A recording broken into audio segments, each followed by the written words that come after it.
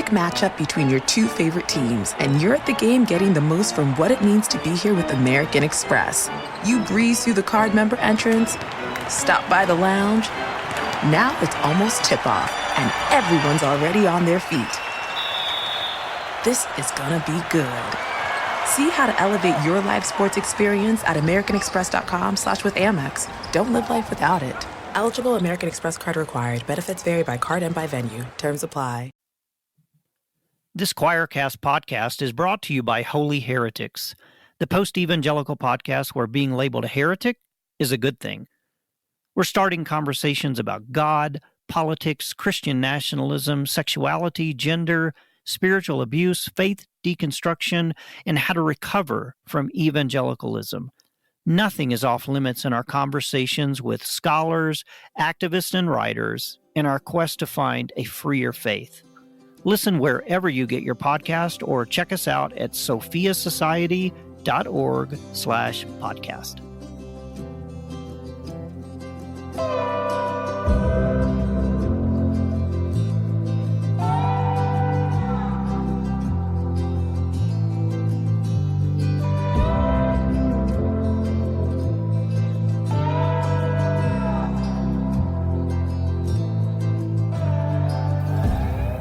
All right, I know what you're doing. You're dialing into this show today, wondering which books have made the most impact on me. I'm sure that's what you're thinking. So, okay, I've decided I'm going to give you 5 as we get into today's episode. This is very hard to do. And honestly, it always comes with a caveat because, as you know, like where you're at in a particular time and place affects the way you read certain words. And so the season, the context makes a big impact on all these things too. So everything's in flux a little bit, but good grief, you're never going to go wrong by reading any of these books we're going to briefly mention today. So here you go. In no particular order, here are 5. Well, actually, I did save the last one for a particular reason. But anyhow, let's start with this guy, Stricken by God, subtitle, Nonviolent Identification and the Victory of Christ. This is a book edited by Brad Jersak, Michael Hardin. It's full of essays by people like, oh, good grief, James Allison and Richard Rohr and N.T. Wright and Sharon Baker, Denny Weaver, on and on. I read and reread this book over the course of about 2 months. This would have been probably around 2016, 2017. Then I remember going back a third time a few months later and just reading the footnotes by themselves. And there are a lot of footnotes. That could be a book in and of itself with just the footnotes. But what an important time and an important book for me to read. Ultimately, after a number of other things took place and after reading this book, I became both, I guess I'd say, thrilled and horrified to discover that the God of love, the spirit that Jesus embodied, had been co-opted and assimilated by the church at large and turned into some kind of God of wrath, a different kind of God than the God that actually exists. And Girardian thinking is woven into this entire book, so that's part of the reason why it made such a big impact on me. Speaking of that, I don't even have a René Girard book in the top 5, which is ludicrous, but I'm limiting myself to 5, so what are you going to do? Yeah, so Stricken by God is something I highly recommend for everyone, especially those who are trying to work through intelligent responses to a God of wrath and why did Jesus have to die and atonement and sacrifice and the crucifixion and all those kinds of really important things. Secondly, going a little bit different direction here, how about Dostoevsky's Brothers Karamazov? I distinctly remember what it was like when I finished this book. I can remember being in my bedroom, the house we were living in at the time in Phoenix. I remember closing that last page and then closing my eyes at the same time. And I had the same feeling in that moment. I remember having the same feeling that I had as I had the first time I got out and went to the edge of the Grand Canyon, looked out over the expanse of that unbelievable canyon. The feeling I had at that moment was the same kind of feeling I had when I finished The Brothers Karamazov. It's just this unbelievable, beautiful work of art. There are too many things to reference, but as many people have done over the years, I would definitely point out the section where the Grand Inquisitor is interacting with the Christ. And the way the Christ kisses the Inquisitor at the end of that passage truly did something kind of to me and for me. And I know I'm not the only person who said that over the years about that passage. So, man, that book is very special. Number 3. Now, I don't agree with everything that C.S. Lewis has to say. A lot of it, but not everything. But man, I do love his little book called The Great Divorce. This was a game changer for me. There's my, the way I think of it, there's my pre-reading of The Great Divorce thinking about the afterlife, and there's my post-reading of The Great Divorce thinking about the afterlife. That book, in particular, expanded my imagination and gave me just new ways of considering what might be going on with heaven and hell. And that was really important for me at that time. Still is. Okay, moving along. I'm going to go with 2 here that I've read in more recent years. This one probably about 3 years ago. This would be the most freshest of the books on the list. I mean that in terms of when I read them. I read them most recently, although it's a fresh book too. It's by Catherine Keller, and the book is called The Face of the Deep, A Theology of Becoming. Gosh, this is one of those books. I wish I could recommend everyone read it, but the problem is I know that most people wouldn't make it past a few pages because most of us haven't developed our reading skills to be able to read at the depth that she is writing. I mean, she's one of these writers that will say more in a paragraph than I can say in a couple of chapters. She is a theopoet extraordinaire. She's a brilliant writer. And this book is stunning and it's beautiful in how it weaves like the non-linear geometry of chaos with evolution, with circulatory systems, with the galaxies, with the waters of the Tehom in Genesis 1-2, with a God of love.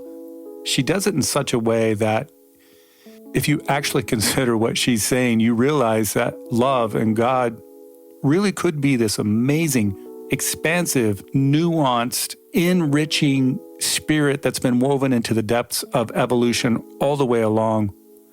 Yeah, it is something else, and it's something that I plan to read and reread multiple times.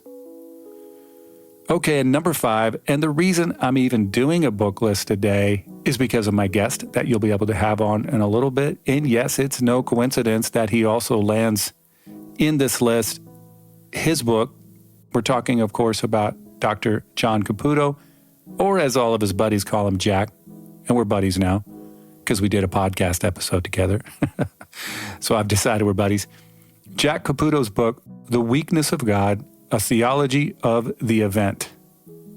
This was the kind of book, I think I maybe even mentioned this in our conversation. This is the kind of book that took me a long time to read, I think for a couple of different reasons. Number 1, I just didn't want to go too fast. I wanted to meditate upon it and reflect upon it. And I don't know if you know what that's like. If you're reading something really good, you're like, oh, I want to slow down and absorb this thing. Number 2, I think is something deeper and something more psychological, probably, in the sense that what Jack was writing, what I was reading was really affecting me. Like, it was so beautiful and so good, and it rang so true all at the same time. I think maybe subconsciously there was something going on, like, wait, what does it take to write like this? Or what does one have to go through to come to these kind of conclusions and then say them in such beautiful theopoetic language? Yeah, I don't know if I'm saying that well, but it was something like that. Like, it kind of scared me because I knew that that spirit that was causing me to even respond in that way was also inviting me to find out what it would take to both think and write like that. Not that I'm trying to write exactly like Jack Caputo, and as he graciously reminds me in our conversation, I'm already onto my own style. So it's not just that as much, but more in general terms, like I probably realized I was being invited to just go deeper into my thinking. And it's kind of scary because, as you know, to go deeper means you have to let go of some stuff. You have to be willing to step away from your presuppositions that you've already been using for quite some time to make meaning out of your life. And I think that must have all been going on when I was reading The Weakness of God. It was a really important book for me. And again, I wish I could recommend it to everyone. Unfortunately, I think it's the kind of book, like Keller's stuff, that doesn't vibe as well with the general public, not because it's not great, but because the general public probably just won't ever be able to read something like that. Super unfortunate. But then again, it makes me thankful that we're able to do podcasts and things like this where people like me can have Jack on and talk with him and break some of this stuff down. Having said all of that, I still recommend that everyone read this book and all the books that I mentioned today. And there's so many others that I didn't mention. I even thought about doing an honorable mention list, but if I do that, I'm bound to leave someone out. And just know we'll hit those other books at some other time. And as of this recording, Indigo, The Color of Grief, is out. As you probably know, or you may know if you follow this podcast or me, I decided to release this one through the crowdfunding site, Indiegogo. And so I launched that on a Tuesday, and within a few hours, I started to say Wednesday. Yeah, it was before Wednesday even hit. We had already funded. So I think that qualifies for a good start. Thank you, everyone, for participating. And you can still get in on it. I don't know exactly when you'll be listening to this episode. Just go to jonathanfosteronline.com. That way you can find out the best way to access the book. Depending on where you're at, it may already be out in the Amazons and the Apples and those kinds of places. But we'll see. Either way, as of right now, I'm pretty happy about it. And it would be appropriate to mention that the book is endorsed by John Caputo and Catherine Keller, who I've already mentioned.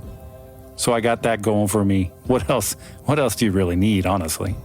Okay, as I already mentioned, I have Jack Caputo on with us today. This was just an honor for me. What a great person and an amazing mind and writer. Plus, he has a fairly recent book out called What to Believe About God, 12 Lessons in Radical Theology. And hey, what if you read Paul Young's book, Lies We Believe About God, and then you followed it up with Jack Caputo's book, What to Believe About God? Wow, suppose you did that. You'd be on the right trajectory, I think, with your theology if you did something like that. Okay, thanks everyone. I hope you get a chance to like the show, star it, share it, leave a review, and thanks so much for hanging out with me and Jack Caputo today. Peace. Well, everybody, thanks for being with us today. I've got my new friend, Dr. John Caputo, on the air with us, as it were. And all the way, you coming from Philadelphia, somewhere in the Northeast? Just outside of Philadelphia, western suburbs, Right. near Villanova University, which you all heard of. I heard you say somewhere that you said you made a joke about something regarding your lack of geographically moving around. And I thought that's interesting. Contrast that with how much you've explored spiritually, but geographically, you haven't moved much over the years. I've traveled a lot, but I right now am speaking from my home outside of Philadelphia, which is about 15 miles from where both my wife and I grew up. So I am a lifelong Philadelphian who am currently grieving over the loss to the Atlanta Braves last night of the Philadelphia Phillies, which they should have. Yeah, which they should have won. They should have. Now, are you more of a baseball guy then, or football, basketball? People of my generation tend to be baseball fans. Mm-hmm. You know, when I was growing up, baseball was it, and football was just sort of getting going, and basketball was even farther behind. So we're all most people in my generation are deeply embedded in baseball. But you know, I've gotten interested. I mean, I'm a Philadelphian, so I root for all the Philadelphia teams. Absolutely. And even when I took early retirement and went to Syracuse. I continued to live here, and I was commuting to Syracuse. Syracuse. It was a direct nonstop between Philly and Syracuse. So I would just fly back and forth, and I never moved the family or myself. I've always. I went to Villanova in 1962 to get my MA, and came back to teach in 1968. And I stayed there basically all my career. And I took an early retirement to do the Syracuse thing, because the Syracuse thing was interesting. It was an invitation to teach. I had taught all my life in the philosophy department at a Catholic university, okay? And I had an invitation to teach in a religion department in a secular university. So it was a complete change of menu. And it was an early retirement position, that I took for 7 years. So I wasn't, if I had been younger and it meant changing my whole life and leaving Villanova and leaving Philadelphia, I wouldn't have done it. And it was a department with a tradition of doing radical theology. The person I succeeded had died prematurely at the age of 57, a guy named Charles Winquist. He's a friend of mine. And I took that position. The reason I even knew about the position really was through him. And so it was a unique opportunity, but it was, even then I stayed put in Philadelphia, which was my roots, my home. Well, I traveled all over. I was constantly on the road. I'd be going out the door and my wife would be saying, "Where are you going now?" Yeah. I didn't mean to imply that I know that you've been around, but just it's interesting. We've kind of moved our home spot a couple, 3 times, but we're back in Kansas City now, and that's kind of where our roots are. But some of my early memories, speaking of Philadelphia, are getting the newspaper and flipping to the back sports page and scrolling down to the box scores of the Philadelphia 76ers when Julius Erving was in town, because I was a Dr. J fan, not unlike most people my age, probably around that time. And, NBA wasn't on TV back then, which is hard to imagine. And I would scroll and read how many shots he made and how many he attempts. And so it wasn't on TV, huh? Yeah, well, the playoffs would have been, and maybe special games.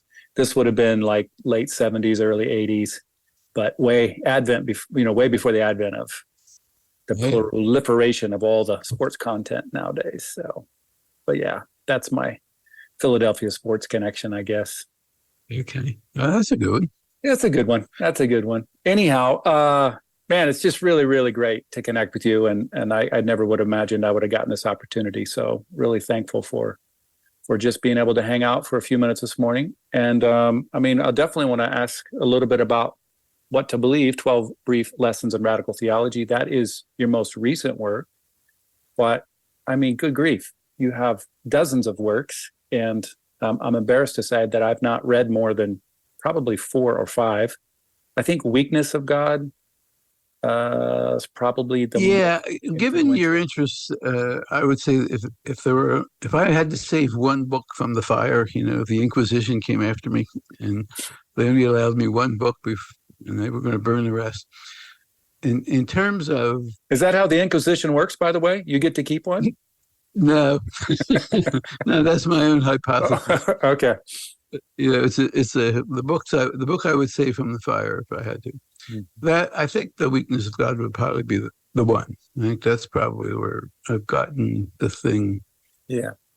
The most comprehensively and carefully worked out. Can I ask you? And then from there, the stuff that comes after, everything leads up to that, and then the stuff that comes after it flows from it. Okay. I think that was where I sort of fit my line down. I don't know if you can relate to this, but when I read that book, which probably was about 5 years ago, I don't know if you're like this, but when I read something that really grabs my attention, and that book really grabbed my attention, it actually took me longer to read. I kept setting it down rather than finishing it straight, because I don't know why exactly. I think I was nervous about it. I think there was something about it that, not in a bad way. I was so excited about it that, and it was helping change so many of my thoughts that it was a little bit unsettling. Can you relate to that? Or is that just me? I can, and I'm touched to hear what you say. I don't do that actually. When I've got something, I just keep reading it, and then then I start and do it again. I read it again to make sure I've got it. But what you're doing actually is more meditative, more assimilative. You sort of let it sink in. Yeah, that's probably what's happening. But there are many styles, but that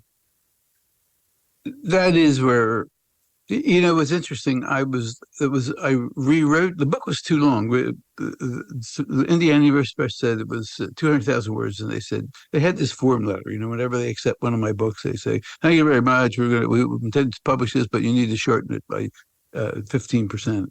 And I think that's just that's a form letter they use for me. Yeah. And so I had to cut it down, and I decided to cut it down carefully instead of just lopping something off. I just decided to go through it paragraph by paragraph.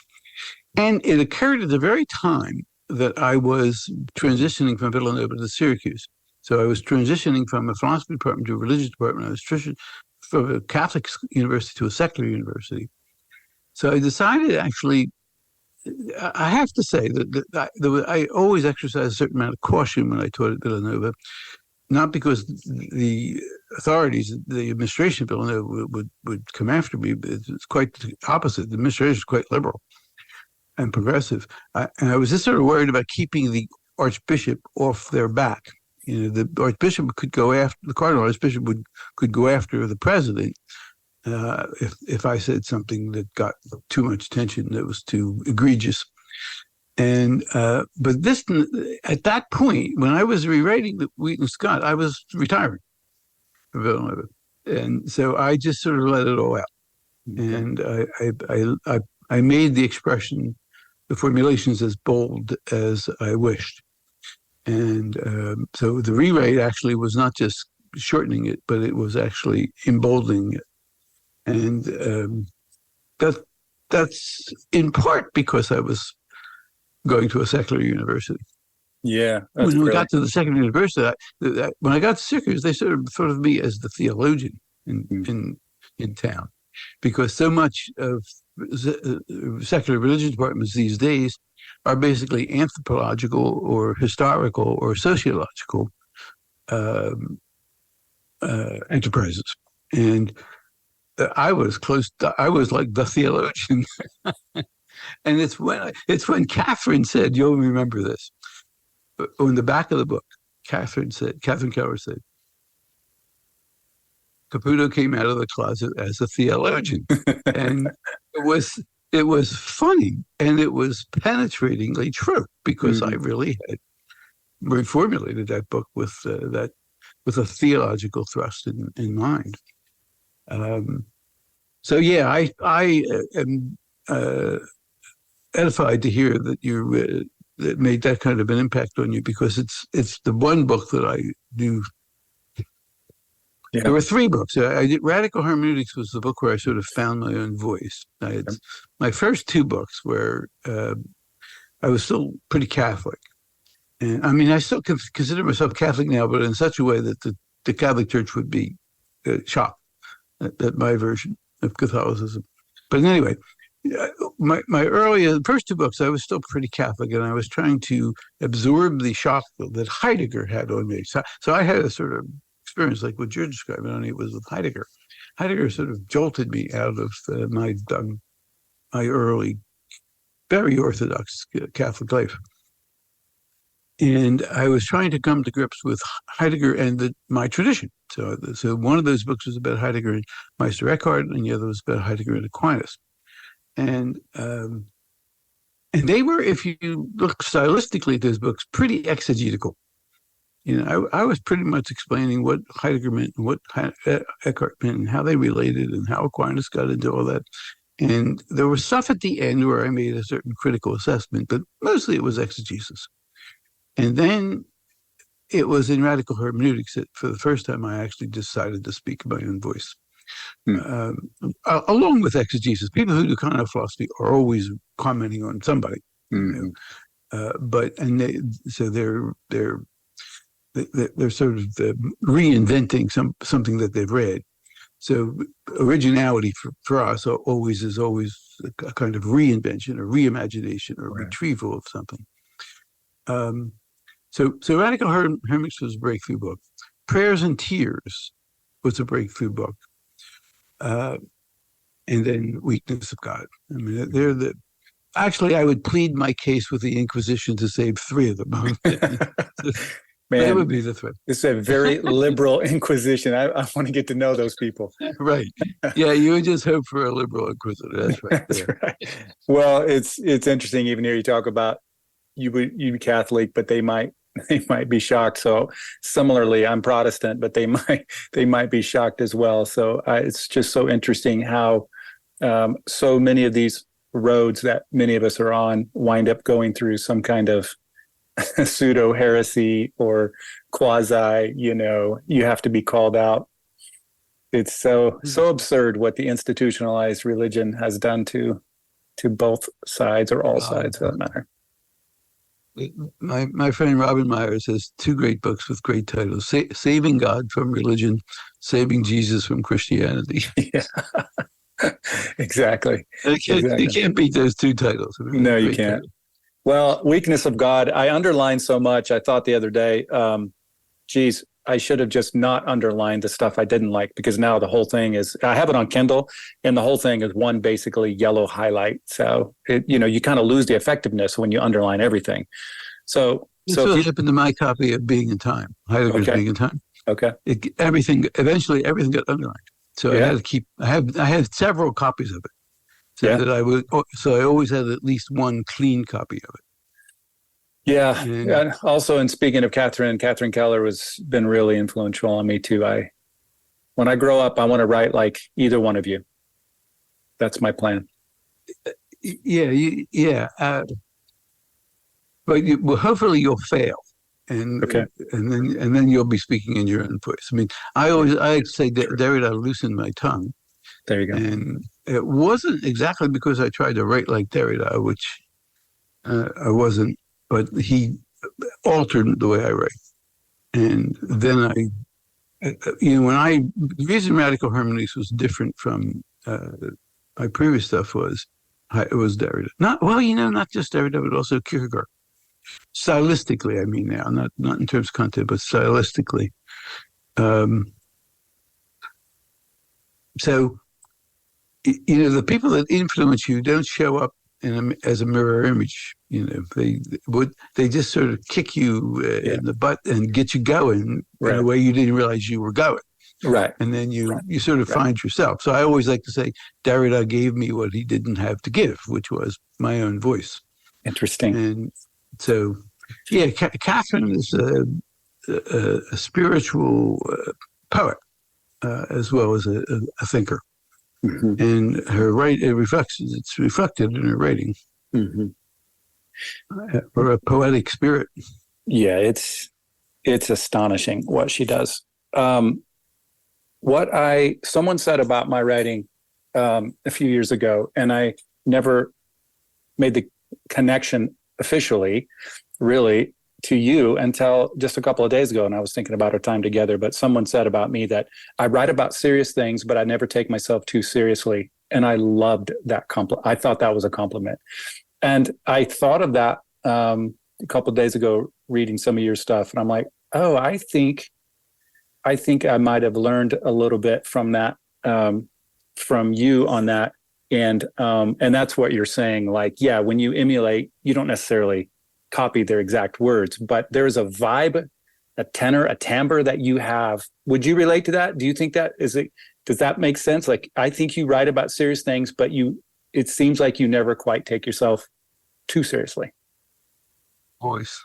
Yeah. No, you hit the nail on the head there. That's exactly right. But you've already got a voice. I mean, your poetry, it's got a cadence. The thing that struck me when I was reading it was the cadence. And it's American English. That's another thing we have to be careful of, is trying to sound like bad translations of the German or the French. You have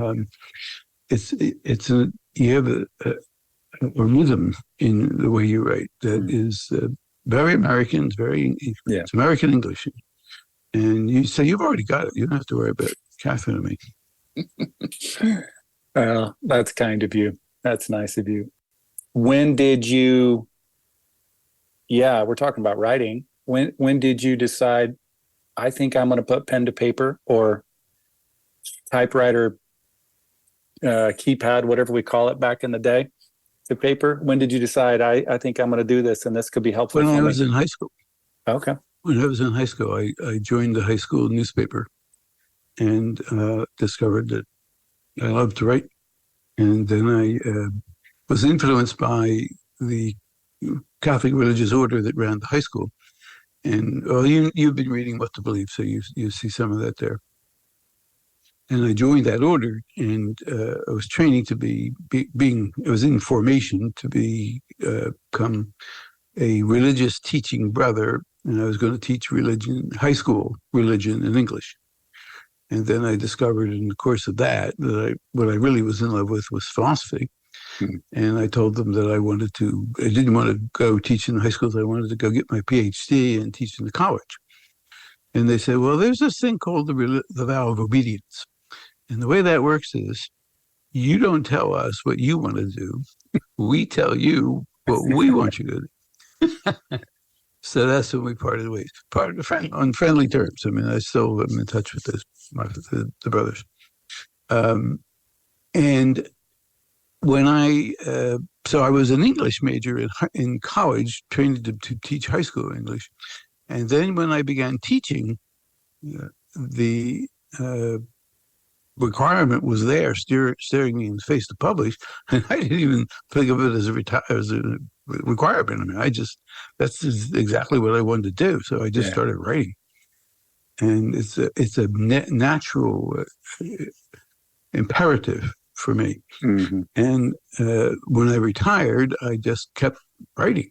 In fact, that's one of the reasons I retired. The main reason I retired was to be able to devote myself to writing without interruption, and I've continued to do that. And as we speak, I'm working on something else. So it's a passion for me. It's not just it served me well because it's the way you get tenure and promotion, right? But it goes way beyond that. Maybe. Yeah. And for most, like if you talk to Catherine, I'm sure she would say exactly the same thing. And for most people who have gone on to write a lot, it's passion. Yeah, definitely. For me, it's been a way of discovering what I believe. I'm never really quite sure what I think that I think until I can put it on the screen and move it around and play with the words a little bit. Yeah, something really important about that. Yeah, that's right. Well, when we were in this life, we had a half an hour every day of meditation. We had to sit there, and sort of, or kneel, and sort of close our eyes and meditate and do that. I mean, I could do that for like 4 minutes, and then I'd get distracted, and I'd find myself thinking of the next thing that I was going to do that day. And I look back on it now, and I thought, if they had given me a pen and paper, I could have meditated in writing, and I wouldn't have lost. Yeah, my attention wouldn't have wandered, because it's our thinking is embedded in our writing, and even I even think that writing is a form of prayer. Mm-hmm. It's a kind of meditative prayer. It's not a petitionary prayer, but it's a kind of meditative prayer. There's a prayerfulness about it. Prayerfully thinking, writing, meditating. So it's just writing. What's been the I wasn't planning to talk about writing for long, but I'm curious, what's been in the discipline of writing, the craft of writing, what has been the most challenging part for you, aspect of it? Yeah. I can't think of anything. I mean, I guess I stumped John Caputo. I mean, when you start, you've got a blank page in front of you. There's always that, and people get writer's cramp. I have no experience of ever having writer's cramp. I mean, I sort of have the opposite. I have to sort of moderate, keep the length of the things I write down. I mean, my line is I keep writing until I think of something to say, and it's true. I mean, when I have something I often, not often, but I would sometimes accept invitations to do things that I had no business accepting. Mm. And I did it because I thought this will be an interesting exploration. And, but then when you do accept something like that, there's that blank piece of paper. Well, now we say blank screen. Yeah. And there's that.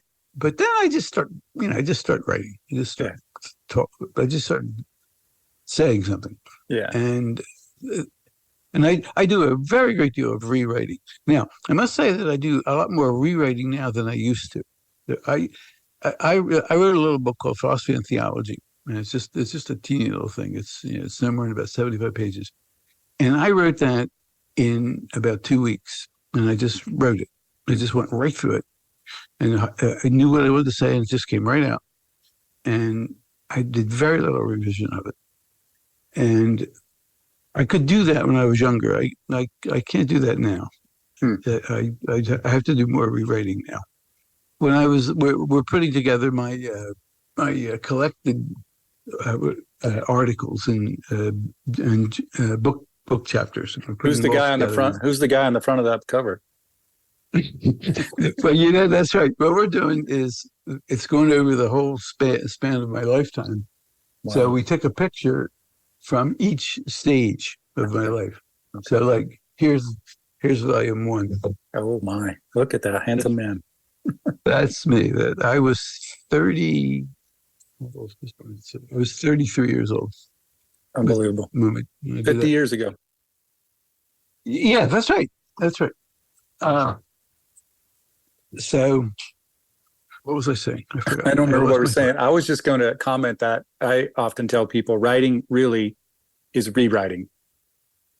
Writing is rewriting is what it really is. Anyone can sit down and write for a little bit, but the rewriting part is that's the really challenging part, and also the fun part.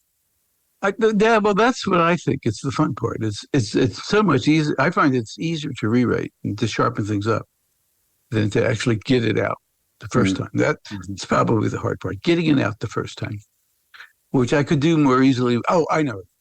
I could do that a whole lot more easily when I was young. When I look back as we put these volumes together, and I look back at stuff that I've written 30, 50 years ago, I can say I was faster on my feet then. You know, I'm not quite sure that I could do that anymore. So I have to do more rewriting. That's interesting. You know, well, I have more craft in the sense that I have no more tricks. Right. But when I was younger, I had more free-floating imagination and sort of wilder. And I would write too much. I would write I did too many adjectives and too many sentences, and you said it 4 times and like that. That's and parentheses. You're not opposed to putting things in parentheses. No, I love parentheses and dashes. When I had an English teacher in college who was profoundly and deeply opposed to dashes. You know, he considered that just blasphemy. And I saw him at a reunion some years ago, and I told him, Brother Joseph, his name was. I said, Brother Joseph, I must say, I have ignored your instructions about your admonitions about dashes. I love dashes. Was he forgiving or? No, he thought that was an abuse. Abusive. That was a betrayal. Well, tell me about. It's not in What to Believe as much, but you're a Jacques Derrida person. By the way, I'm a René Girard guy, so I want to get into Derrida. I just spent so much time with Girard and other things. I haven't got there too much yet. But deconstruction is the concept he's famous for. It's all over the church airwaves, so to speak. It's all over. If you search for deconstruction on podcasts, you could listen for days. Tell me what is it? Yeah. Is it just sort of jargon, or do you think they know what they mean? Well, yeah, I was going to try to ask you a similar kind of a question. I don't know if you're you've recognized how much people are talking about deconstruction. But no, my take is that most of them have, I don't mean this to be disrespectful, but most of them have no idea who Jacques Derrida is and where the idea kind of came from. Yeah, I mean, Derrida is formidably difficult to read, right? I mean, he writes for other academics and specialists, and he's quite challenging. And, he's hard for even people who understand him already to understand. So it's okay that they haven't read much of that. I mean, when people will say to me, "Could you what's something he did that is easy to read?" I said, "Nothing. There isn't anything that's easy.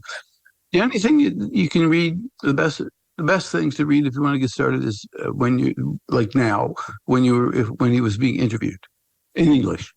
When he's being interviewed in French, he'll kill you. I mean, he can do somersaults in French, but if you interviewed him in English, he was pretty clear. So they can be forgiven for not having read a lot of Jacques Derrida. I'll tell you, I've looked at some of it, Jonathan. I know what you're saying because I've noticed the words around a lot. And the main thing that I look for is do they mean it to simply mean, do they use it to simply mean critique and break something down, which is not what it means, or it's not all that it means. Or do they mean to reinvent something, to rewrite it, to sort of feel around for the tensions inside something and then release those tensions and bring them forward? And so do they mean it, if they talk about deconstructing the church, do they mean just a negative critique of the church, or do they mean moving the church forward? And my limited experience with what I see online is sometimes that's what they mean. They mean reinvention, redescription, not just simply flat out criticism. But that's the most common. That's the way it's sort of been assimilated into popular discourse as a way to criticize something, right, or knock it down, right. Which is, probably it's because it's in. I've mentioned it several times in my books that the word actually goes back to Luther. It goes back to the Heidelberg Disputation when he's talking about deconstructing or destroying. His word is destructio. The theology of glory in the light of the theology of the cross. So he wants to, and he's actually quoting First Corinthians 1, which is itself quoting Isaiah. I will destroy the wisdom of the wise. So it goes from the Hebrew to the Septuagint to Luther's Latin to Heidegger, who took the word up from Luther, because Heidegger, when he converted from Catholicism to Lutheranism, got deeply into Luther, seriously read Luther. Heidegger took the word from Luther and used it in his early 1919 to 1923 lectures on what he called the hermeneutics of facticity as a way of destroying, in the Lutheran sense, the theology of glory, namely metaphysics, in the light of the theology of the cross, namely the hermeneutics of facticity, factical existence. And then Derrida was writing about Heidegger, and he comes to this word in French. It says destruction, and he says destruction ou déconstruction. He's just in the course of commenting on Heidegger. It's a parenthetical remark, or the deconstruction, which goes back to Heidegger, which goes back to Luther, which goes back to Paul, which goes back to Isaiah. And so it's a great word. It's a great word. There's a young man named, or he's not a young man now, but he was a young man in 1997 named John Van Buren, teaches philosophy at Fordham University, wrote a book called The Young Heidegger, in which he laid that out, that's where that came. It came from the Heidelberg Disputation. So it's a word that means recover in Luther, it means recover the living gospel of the New Testament from underneath the superstructure of Aristotelian metaphysics in scholastic theology. And in Heidegger, it means recover the life of practical, that existential, phenomenological life underneath the history of metaphysics. And in Derrida, it came to mean reading a text meticulously to see the tensions that are driving that text and what's going on behind the back of the author of that text, and releasing those tensions and allowing that thing to reduplicate, to reinvent itself, and repeat itself. Répétition in French is what you do in a rehearsal. It's the word for rehearsal when you're rehearsing, when the orchestra is rehearsing. Répétition. And that's what deconstruction is. It's a repetition in that sense. It's a rehearsal for an act that is never complete, right? It's just always it's got in mind something which does not and cannot exist, which is the undeconstructible. The undeconstructible is what we desire, what we love, what we pray and weep over, which is where that was my entree to the religious dimension of deconstruction. That it's not simply a literary exercise, and it's not simply literary hermeneutics. It's actually talking about a desire beyond desire for something I know not what. Right? So it's, instead of, our desires are never satisfied, but instead of seeing that as a defeat in deconstruction, that's an impetus. It's an energy. So when you stop desiring, the only thing to do is call the funeral director.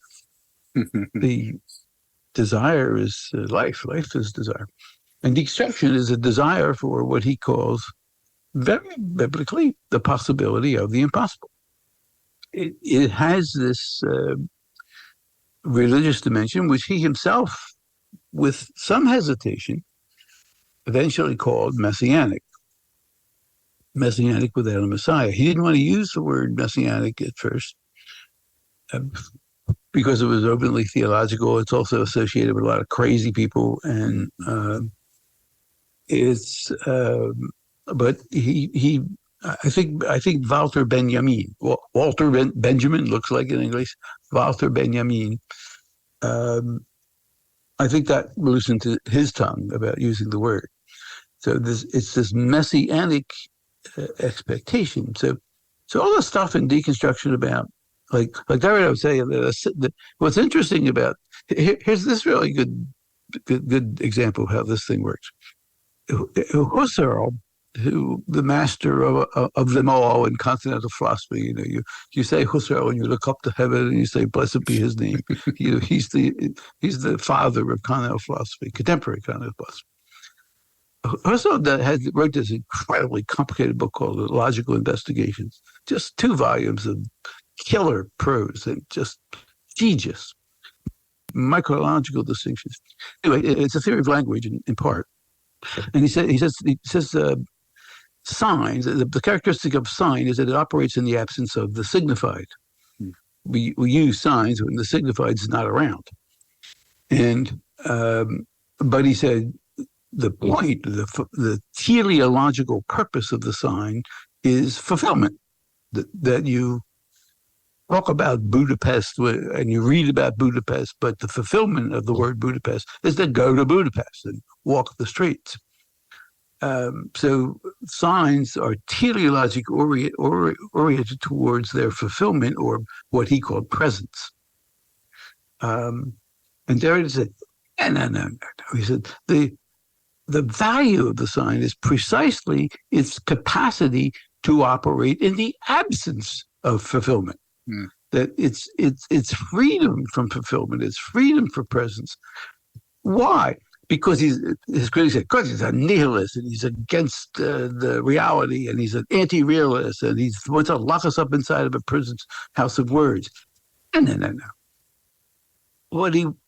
The absence of the signified, the signifier functioning in the absence of its fulfillment is the empty chair of Elijah. It's messianic. It's the hope, the expectation for the future, possibility that it will be new, that it'll be different, the possibility of being otherwise, possibility of the impossible. Yes. So the thing has a religious or messianic energy to it. Yeah. And that's what it is. And I truly think that's what it is. I also think that the word deconstruction itself gets in the way. Yeah. You know? It's kind of a negative I had a friend. Yeah. I had a friend who was named Joseph Margolis. He was a very distinguished analytic philosopher who insisted on describing his position as relativism. And after you spent 2 hours arguing with him about what relativism was, you realize it wasn't relativism that he was talking about. It was hermeneutics. It was a theory of interpretation. There are no uninterpreted facts of the matter. Everything is a matter of interpretation. But some interpretations are better than others. And he said, well, that's relativism. It is not. I said, call it relativism, but you're going to waste 2 hours of everybody's time finding out that that's not actually what you mean. And I think the word deconstruction is like that. You waste so much time explaining what it does not mean. I mean, I don't know what the alternative would have been, but it was a word that caught fire. Yeah, that's the problem. It's just a word that caught fire. And I think that,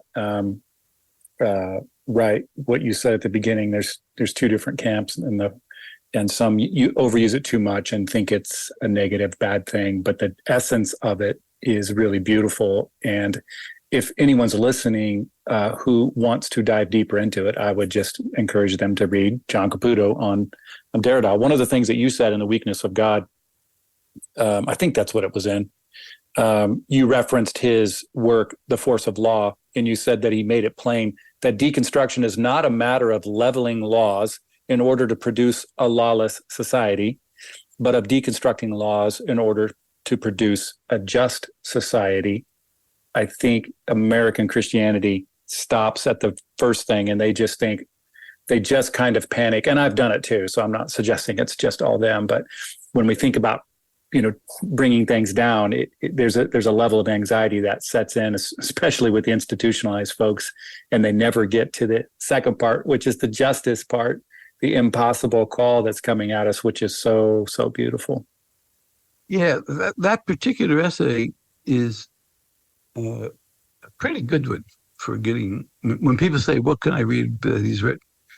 And I say, "Well, read the interviews." But if paraphrase, I was one time invited to do a thing with a faculty. A college was having the orientation first, beginning of the year orientation, and there was a freshman orientation for the incoming students, but there was also a faculty orientation to get everybody back in sort of batting practice, get ready for the season.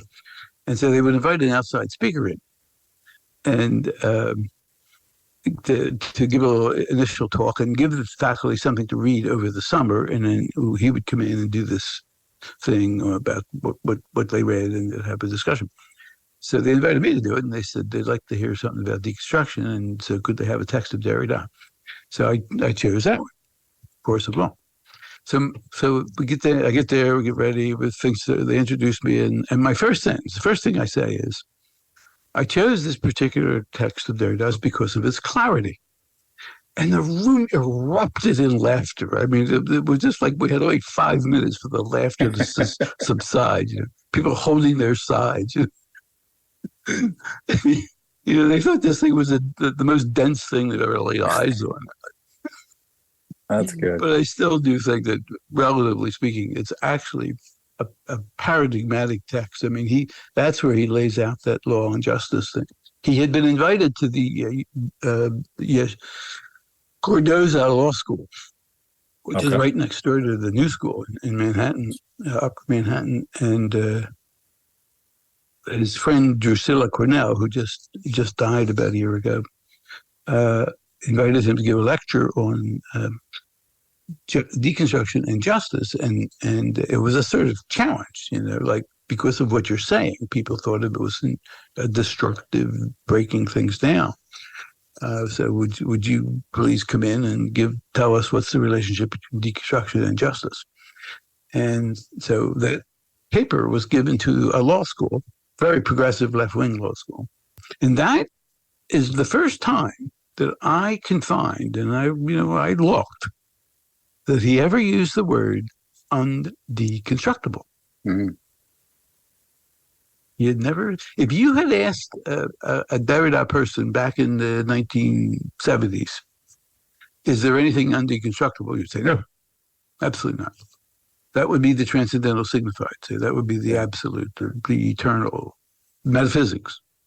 There's nothing undeconstructible.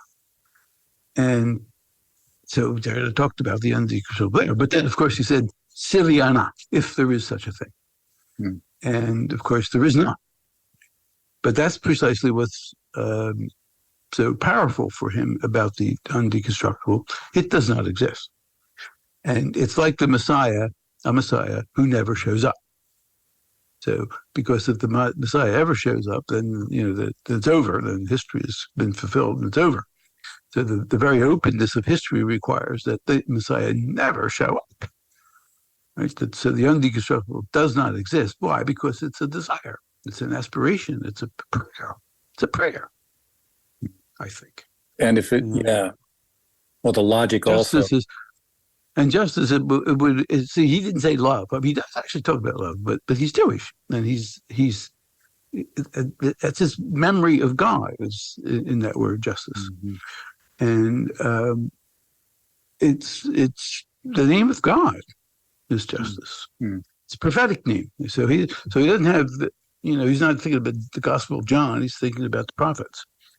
It's in the back of his head. I call it his memory of God. Mm. Justice, the notion of the undeconstructibility of justice is his memory of God.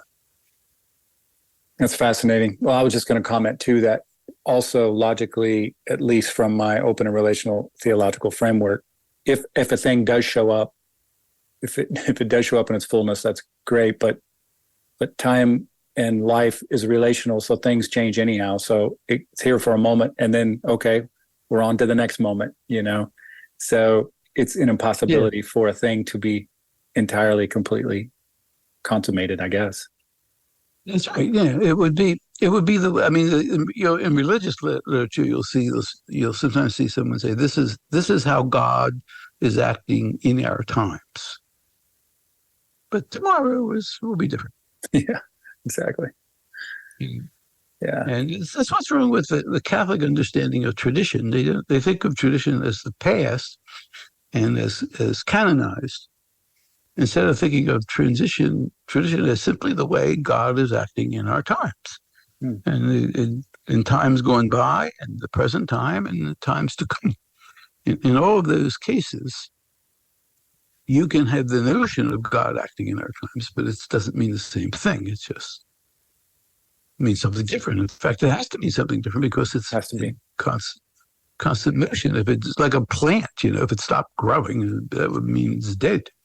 Right. And so tradition is a mobile idea, and to be faithful to the tradition.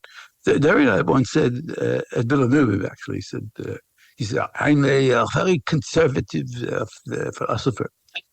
Everybody laughed, and he said, "No, I'm serious."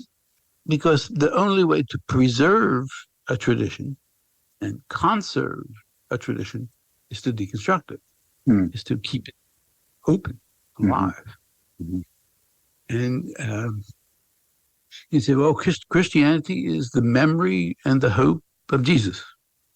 And that's constantly altering. It's constantly changing. It doesn't, you say, what's the essence of Christianity? It doesn't have an essence. It has a history. And Christianity is the memory and the hope of Jesus. Is that what you just said? Yeah. Yeah. Right. That's nice.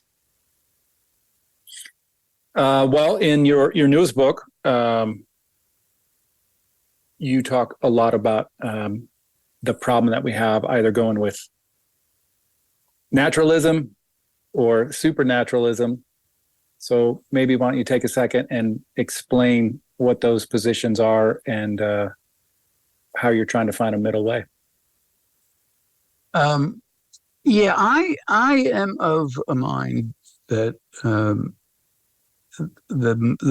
most serious mistake that religion and theology make, its most serious misunderstanding, self-misunderstanding, is to think of it as self as having supernatural origins, by which I mean some inbreaking revelation from a transcendent being, so that something is revealed to us that no human could have, only God could have thought of these things. We could have never thought of it. Instead of, and I call that supernatural, the notion of something celestial, supratemporal, supraspatial. It's a notion that was developed in patristic theology for the first time, and then took off from there. I think that's a misunderstanding of revelation. I'm not against revelation. I think that's a misunderstanding of revelation. I think that what we have in the history of religions, and Christianity among them, is a history of people who, pull their pants on one leg at a time, or who have what Heidegger calls factical existence. They are born of Adam and Eve. They are people of flesh and blood, historically bound, culturally bound, bound to a body, a time, a place, a culture, a history, a language. Giving expression to something that has touched them in a way that they cannot quite formulate and conceptualize and nail down. Something of, Tillich likes to say, something of unconditional import has laid hold of them, seized hold of them. And they are giving expression to that. So it is of the utmost importance to see that is nothing arbitrary and capricious and merely subjective or aesthetic. It is a work of creative imagination, powerful creative imagination, in which we give imaginative, figurative form. And it's not arbitrary, because if it's arbitrary and capricious, it won't catch on. Nobody will sign on to it. It has to be what Gadamer would call a classic. It has to be something of enduring importance, enduring power, the constantly, always able to speak to us again and again and again. But it's a work of imaginative creation, the productive imagination, which is not acting arbitrarily, but acting under the impulse of something that has seized them, something that's transformed them. And it gives transforming figure to that experience. So, Feuerbach's half right. It is a projection, but it's a projection by something by which we have been previously injected. Or to use the language of computers, it's spirit in, spirit out, right? It's inspiration, but it's an inspiration that takes place in time and space and language and body and gender and all that, culture. There's nothing from some other order breaking in and revealing something to us. I was reading something the other day. Someone who's very Orthodox Catholic said that the story of the prodigal son that's so profound that no human being could have thought of that story. That's silly. That's a silly thing to say. No human being could have. Only God could have thought of this story. It's about fathers and sons and ungrateful sons and jealous sons, and it's completely, utterly, totally human story, right? But there's something fine about it, right? There's something there of imperishable beauty in that story, and I think that's what religious works are. So I say Um, the distinction we should make is not between natural and supernatural, but between the prosaic and the poetic. So I don't distinguish between the Jesus of history and the Christ of faith. I distinguish between the Jesus of historical critical study, which is the prose of history, and the poem, which is called the kingdom of God, of which Jesus is the poet. And he eventually became the poem. And by the 4th century, he was the poem, not the poet. But that's the distinction. What they in space and time, they killed him, and he spoke truth to power, and it cost him his life. In the prose of history, but in the poetics of the New Testament, they killed him, and he would not stay dead. And he healed the lame, and he changed water into wine, and he raised the daughter of Jairus, and all that. And that is a work of productive, poetic imagination. It's a memory of Jesus. Christianity is the memory of whoever he was. We don't know a lot about who he was. What we know, as Derrida would put it, we don't have the arche, we have the archive. The New Testament is not the arche. The New Testament is the archive of his memory. And it's been worked over, and all kinds of stuff happened to it. I mean, if we really had the archive, we'd have about 1,000 different gospels, and all spread out all over the 2nd century, and nothing like what eventually got canonized literally under imperial command. And then institutionalized according to the order of Diocletian, not to the order of the New Testament. So on the one hand, we don't want to supernaturalize Jesus, because that I think is to mystify him, to reify a poetic figuration. Jesus is a powerful, imaginative figure in which we catch sight of something divine. We have an intuition of God in this figure. He is a mediator. He is. You can't talk about the unconditional period. You can only talk about the unconditional insofar as it's expressed and manifested in paradigmatic figures. And Jesus is he's our paradigm, our intuition of what is going on in the name of God. But on the other hand, if you want to suspend the supernaturalism, you also want to suspend naturalism, because the naturalistic thing is to just simply reduce him to this guy who walked the streets of dusty roads of Galilee, and period. And the rest is just fiction. The rest is just fancy, illusion, superstition. It's not that. And it is literature. I mean, naturalizing Jesus is like somebody going to see a performance of Hamlet and walking out saying, "This is ridiculous. There are no ghosts. This is just crazy stuff. This is just illusion." And furthermore, there really actually was an historical Danish prince. I don't know if his name was actually Hamlet, but Kierkegaard. Shakespeare had somebody in mind when he was writing this. There was some historical figure there. And the relationship between him and Hamlet, is pretty loose, right? So an historian sees Hamlet and dismisses this as just fiction, and a physicist dismisses it as superstition because there's no such thing as ghosts. Okay, that I would say is a bad reading of Hamlet. A naturalistic reading of Hamlet is nonsense, right?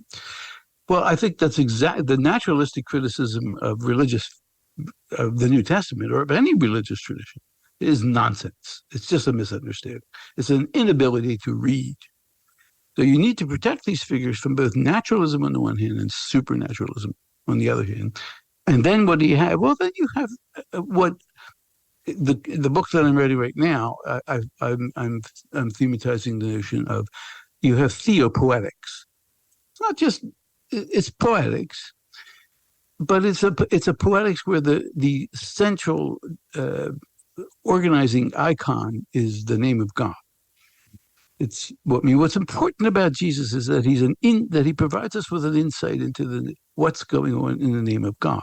The visible image of the invisible thing. Yeah. That's right. He's an icon. Yeah. But it's an icon for which we need no supernaturalism to mystify and no naturalism to demystify. Because it is a very profound form of literature, which has the power to turn our heads. And so the revelatory power is the revelatory power of any great or important work of art. It changes your life. You just you see something which is head turning. The last shall be first. The outsiders are in. The rich will have to pass through the head of a needle. It's a head-turning vision of life. You don't find it in philosophy. You never knew. No Greek philosopher ever talked like that. Aristotle never talked like that. And Plato. They were men of common sense and hard reason. They didn't talk about the madness of the figure of the kingdom of God.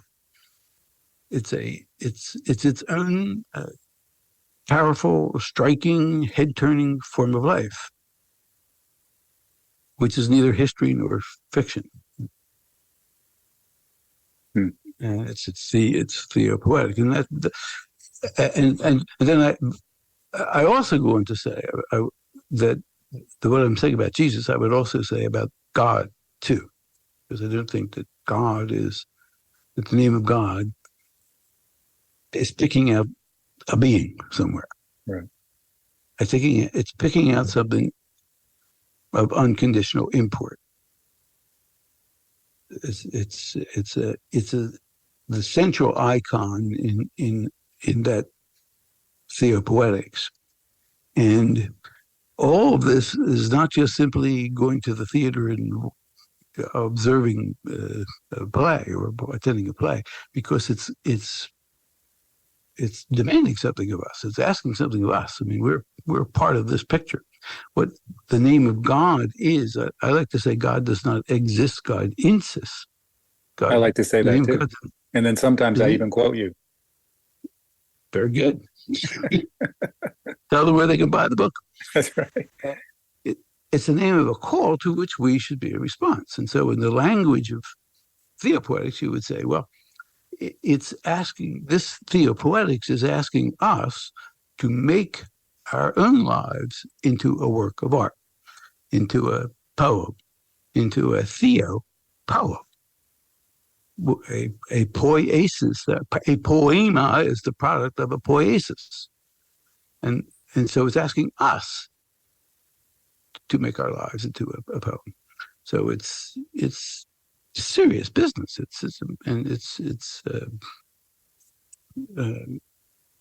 Needs to be kept safe and protected and done no injury by naturalism and supernaturalism, because of its own intrinsic power to change things.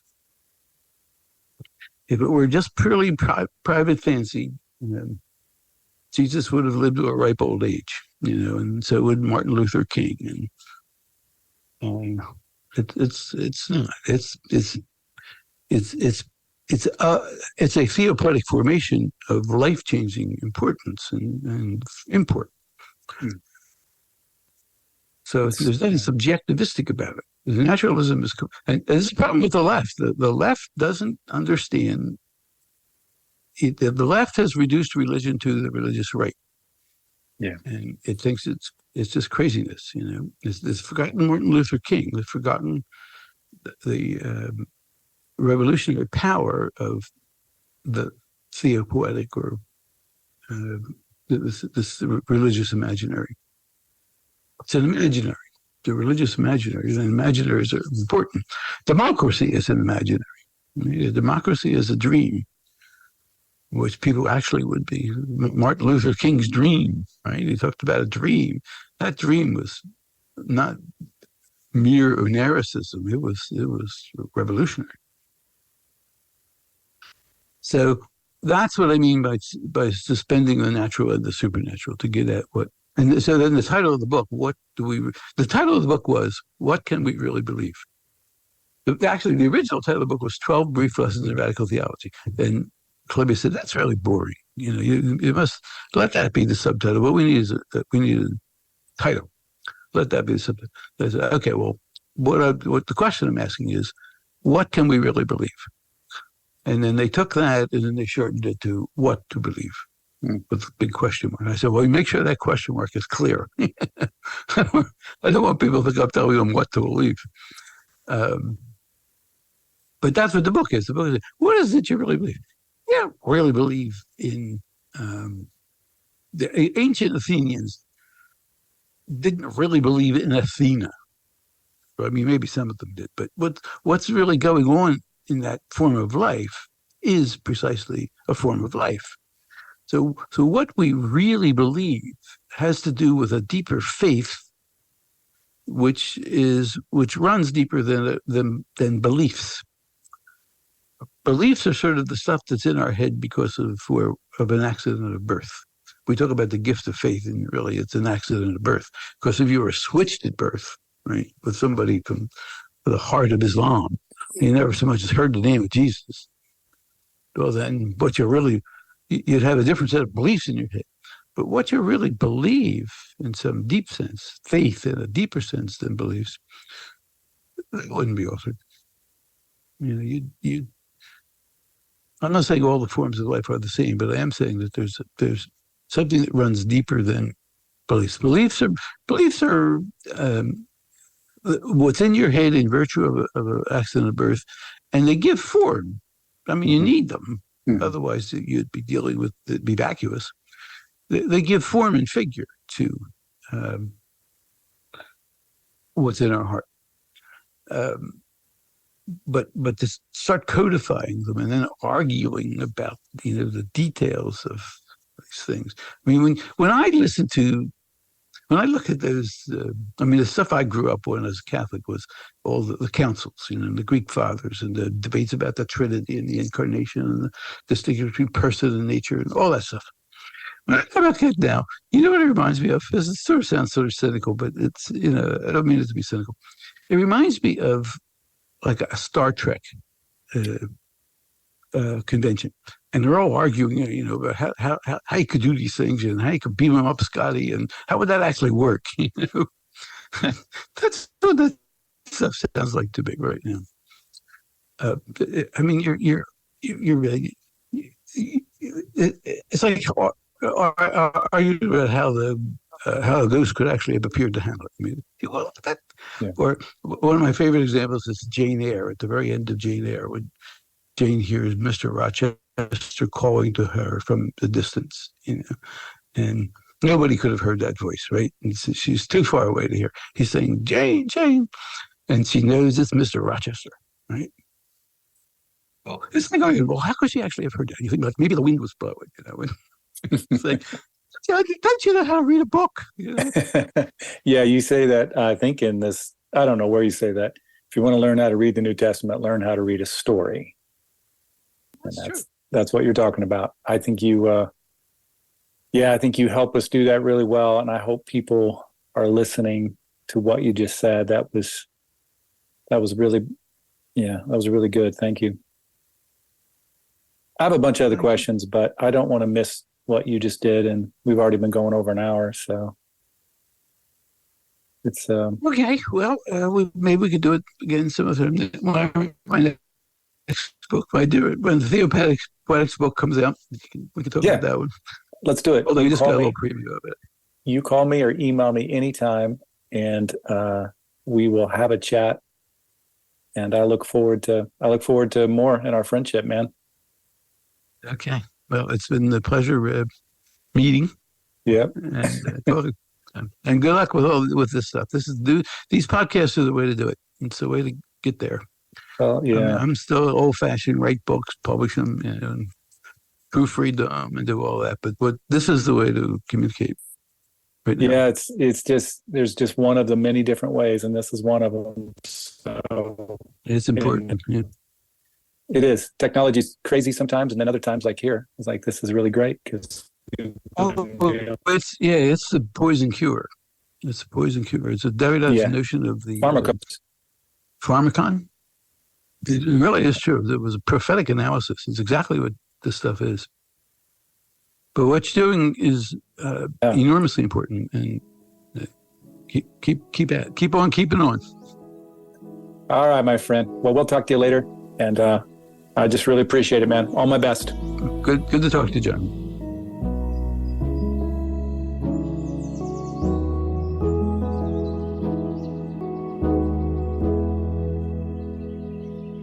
Well, geez, that was a lot of fun. Really, really glad to have had him on. I hope you'll look up The Weakness of God, Theology of the Event, or any of his other books, including his latest one, What to Believe, 12 Brief Lessons in Radical Theology. So thanks to Dr. Jack, and thanks to you for listening. Peace, everybody. Have a great week.